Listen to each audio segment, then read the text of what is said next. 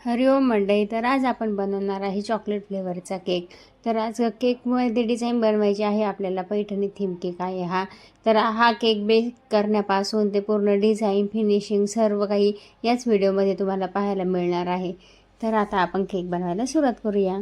सर्वात अगोदर मी इथे एक पातेलं गॅसवरती ठेवलेलं आहे. त्यामध्ये आपल्याला केक बेक करायचा आहे. तर ते प्रीहीट करण्यासाठी ठेवलेलं आहे 5 मिनिटांसाठी फुल फ्लेमवरती. ते पातेलं प्रीहीट करून घ्यायचं आणि त्यानंतर ज्यामध्ये आपल्याला केक बेक करायचा आहे त्या केक टिनला मी ऑइलिंग करून बाजूला ठेवून दिलेलं आहे. आणि इथे चॉकलेट फ्लेवरचं प्रेमिक्स घेतलं, ते 1.5 कप घेतलेलं आहे. तर आपल्याला अर्धा किलोचा केक बनवायचा, त्यासाठी मी 1.5 कप प्रेमिक्स घेतलेला आहे. आणि 1.5 कपासाठी तुम्हाला पाणी सांगते किती लागते. तर आपल्या आवश्यकतेनुसार आधी थोडं थोडं पाणी टाकून घ्यायचं आहे. आणि छान आपलं भज्याचं पीठ जसं आपण भिजवून घेतो त्याप्रमाणे इथं कन्सिस्टन्सी ठेवून आपल्याला हे पीठ एकाच दिशेने फेटत फेटत घ्यायचं आहे.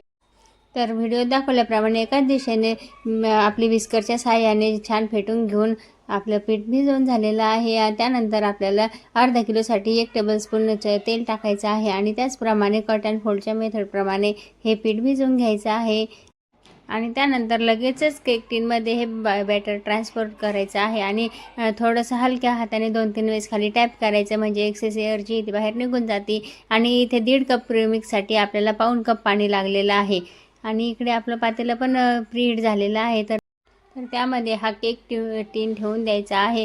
तर आपला अर्धा किलोचा केक बेक होण्यासाठी आपल्याला जवळजवळ 25 ते 30 मिनिट लागतात.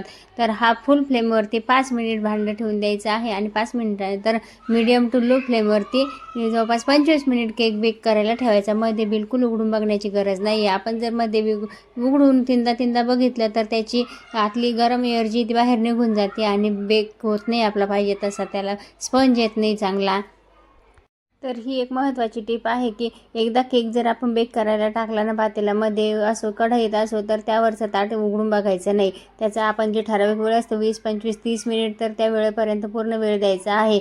मध्ये जर उघडल्यानंतर गरम एअर बाहेर आल्यावर केकला स्पंज येत नाही, तो मध्येच बसतो. तर मग केक न बसण्याचं हे एक मुख्य कारण असतं. तर या केकला कम्प्लिटली 25 मिनिट लागलेले आहे. 25 मिनिटानंतर मी केक बघितला, चेक केला टूथपिकच्या साहाय्याने.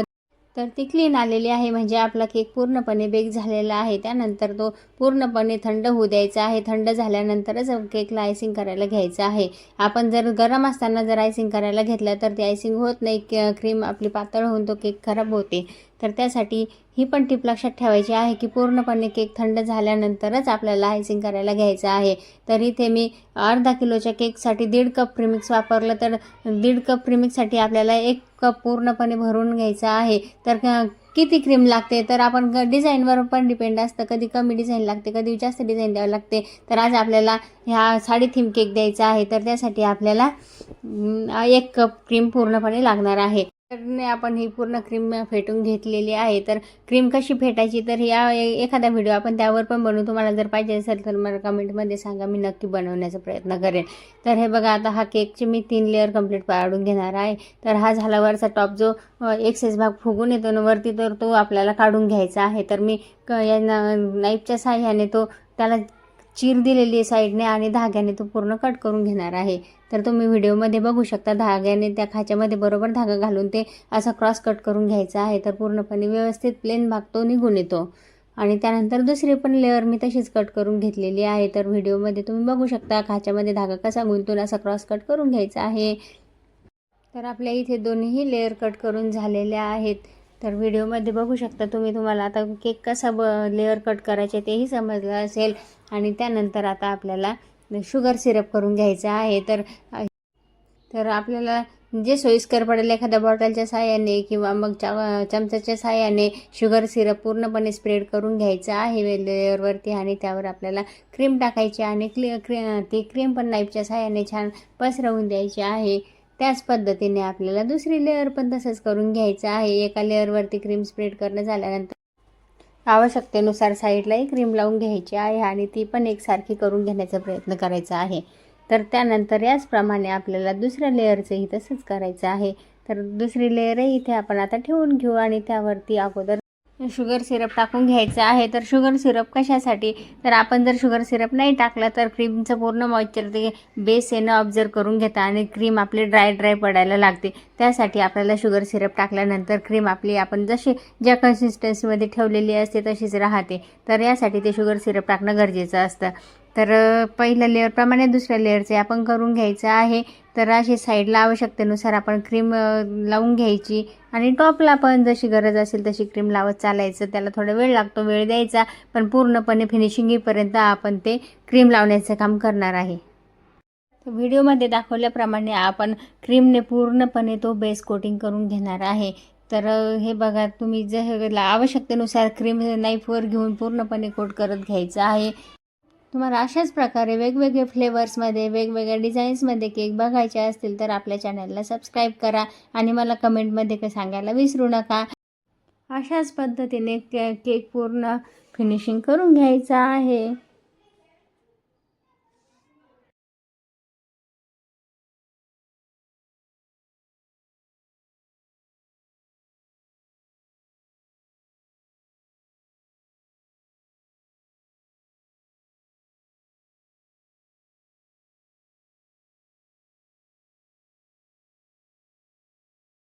ही झाली पूर्ण आपल्या बेसची आयसिंग करणे आणि यानंतर लगेचच आता अर्धा किलोसाठी आपल्याला 1 किलोचा बेस वापरत आहे मी. ते एरवी अर्धा किलोचाच वापरते, पण आता जो डिझाईन देणार आहे तर केकवर बसत नाही ती पूर्ण, तर साईडनं बेसवर पण आपल्याला बसवायची आहे. त्यासाठी मी मोठा बेस घेतलेला आहे.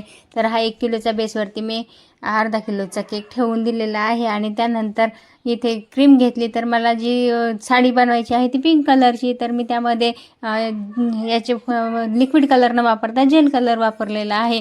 तर जेल कलरचे 4 ड्रॉप टाकून पिंक कलरची क्रीम बनवून घेतली. तर इथे साडी बनवण्यासाठी मी जे नोझल वापरणार आहे ते आपण रोज फ्लावर जे बनवण्यासाठी पाकळीचं नोझल वापरतो ना, तर ते घेतलेलं आहे आणि त्याच्या साहाय्याने मी इथे साडी बनवून घेत आहे. तर तुम्ही व्हिडिओमध्ये बघू शकता मी कशा प्रकारे बनवत आहे.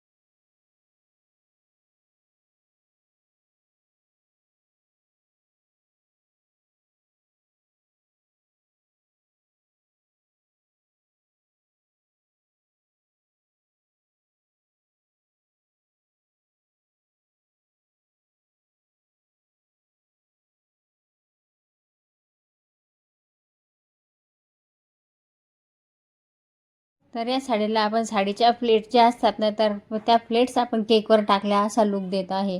तर तुम्ही व्हिडिओमध्ये बघू शकता कशा प्रकारे आपण ते दाखवलेलं आहे. आणि त्यानंतर आपण लगेचच बांगड्या बनवून घेऊ. तर बांगड्या तर ह्या आपल्या रोजेट्सच्या नोझलने छोट्या साईजचं रोजेट्सचं नोझल घेतला आणि त्याने छान छोटे छोटे त्याचे फ्लावर्स टाकून बांगड्यांचा लुक दिलेला आहे. तर व्हिडिओमध्ये बघू शकता कशा प्रकारे बांगड्या करून घेतल्या त्या. तर दोन्ही आपण अशा प्रकारे बांगड्या बनवून घेऊ.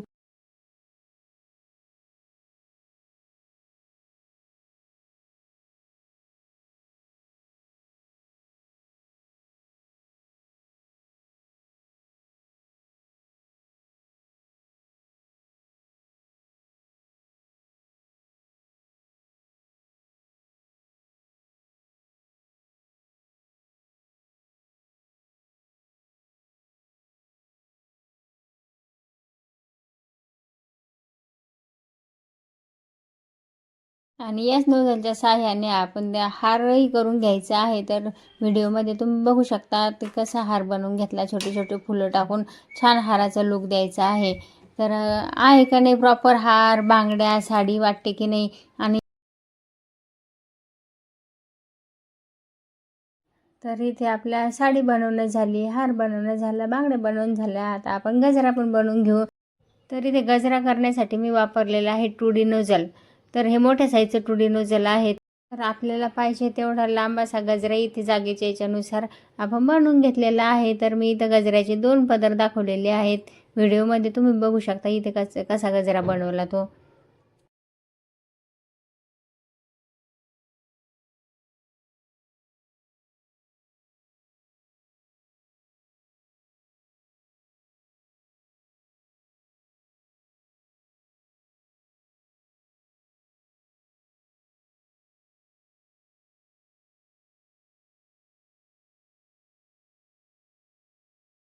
आता साडी बनवली म्हटल्यानंतर त्याला वर आली थोडीशी बॉर्डर. तर आपण इथे मी पर्पल कलरची क्रीम बनवलेली आहे आणि इथं कुठलेही नोझल वापरलेलं नाही. आपल्या पायपिंग बॅगलाच थोडंसं कट केलं आणि त्याच साह्याने मी छोटीशी बॉर्डर वगैरे डिझाईन केली. तर व्हिडिओ तुम्ही बघू शकता, पर्पल कलरची थोडीशी आउटलाईन केली, त्याला बॉर्डरचा लुक दिला आणि त्यानंतर वापरत आहे चॉकलेट सिरप. तर चॉकलेट सिरप एका पायपिंग बॅगमध्ये टाकल्यानंतर या पर्पललाच वरतून थोडंसं आउटलाईन केल्यासारखं करायचं आहे, म्हणजे त्याला लुक तो उठून दिसतो. तर व्हिडिओमध्ये तुम्ही बघू शकता मी कशा पद्धतीने केलेलं आहे. तर आजची ही साडी मैत्रिणींनो तुम्हाला कशी वाटली मला कमेंट करून नक्की सांगा.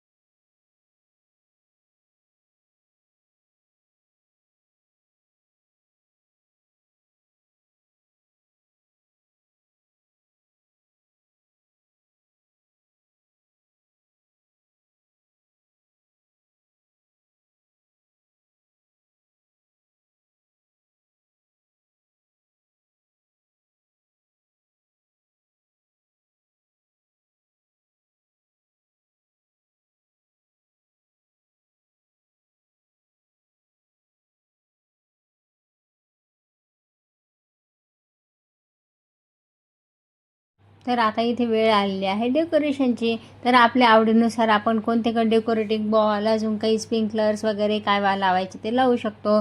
तर मी इथे मल्टी कलरचे डेकोरेटिंग छोट्या साईजचे बॉल वापरलेले आहे. तर साडीवरती असे एक एक करून टाकून देत आहे. आपण आपल्या आवडीनुसार वेगवेगळे कुठलेही डेकोरेशन करू शकतो. तर तुम्ही व्हिडिओमध्ये बघू शकता आणि हलकंसं ग्लिटरही यावरती शिंपडून घेतलेलं आहे, जेणेकरून ती साडीला अशी वेगळी शाईन दिसेल.